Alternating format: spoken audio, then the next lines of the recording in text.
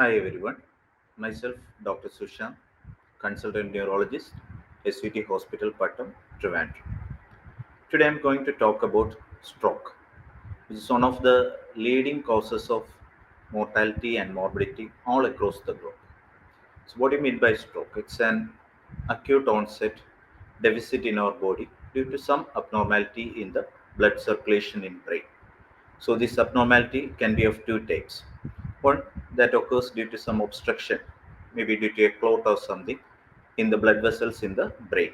That is called as ischemic stroke, which comprises about 85% of the all stroke incidents. The rest is due to a rupture of the blood vessel within the brain that causes a blood collection within the brain and causes stroke symptoms. That is called as hemorrhagic stroke. Now, what causes this stroke or what are the risk factors for this stroke? It's basically a lifestyle disease. So, sedentary lifestyle, obesity, other lifestyle diseases like diabetes, hypertension, high cholesterol levels, all can cause stroke. In addition to that, bad habits like smoking, alcohol, substance abuse can aggravate the chances of stroke. Of this, especially smoking is most important because it causes thrombosis or constriction of the blood vessels, small blood vessels within the brain, and it's a leading cause of stroke in young people. In addition to that, those having heart diseases, especially valvular heart diseases or any abnormality in cardiac rhythm, blood coagulation abnormalities, all these have got increased risk of stroke. Coming to the management of stroke, the most important factor is recognizing that you are getting stroke, that is, recognizing the stroke symptoms. For this, a mnemonic has been developed called as FAST, F-A-S-T. So, F stands for facial asymmetry or facial deviation. There will be a deviation of your angle of mouth to one side, which is of acute onset. A stands for arm weakness. It may be arm or a leg on one side. The sudden weakness will develop.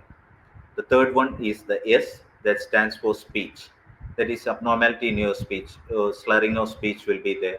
Or the patient may develop some word finding difficulty. He may not be able to pick up the correct word he want to communicate. Or he won't be understanding what others are talking to him. So that is the speech abnormality. The last one, the most important one, T, that is the time. Because once the stroke symptom starts, for every minute, 2 million neurons die in the brain. So, as soon as the stroke symptoms start, you have to take the patient to a nearby hospital that has got stroke management facility. The first thing you will do on reaching a hospital is to do a CT or MRI so that you have to recognize whether there is an ischemic stroke or a hemorrhagic stroke. If it is an ischemic stroke and if the patient has reached within 4.5 or 4.5 hours to 6 hours, then you can do an IV thrombolysis. That is, you give some IV medication that will thrombolize the clot within the blood vessels so that the blood flow will be restored in the brain and the patient can recover.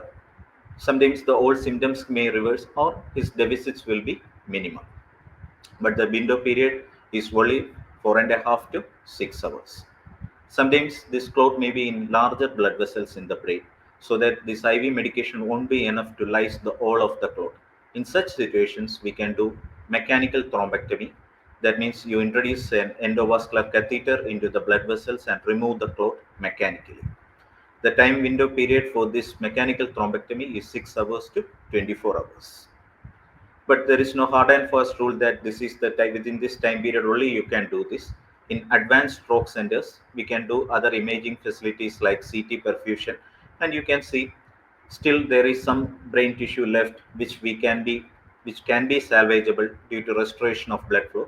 In such cases, after doing this perfusion study, if such brain tissue, viable brain tissue is there, you can go on with IV thrombolysis or mechanical thrombectomy, even if the window period is over. Once the stroke is established, the next thing is to restore the patient back to his normal life. For this, physical rehabilitation therapy, which includes limb physiotherapy or speech physiotherapy, balance training, all this has to be done so that the patient comes back to his normal level. And always, prevention is better than cure. So it's a lifestyle disease. So modify your lifestyle to prevent the occurrence of stroke. Practice at least 30 minutes of aerobic exercise like walking, jogging, or swimming 5 times or 5 days a week, at least for 30 minutes.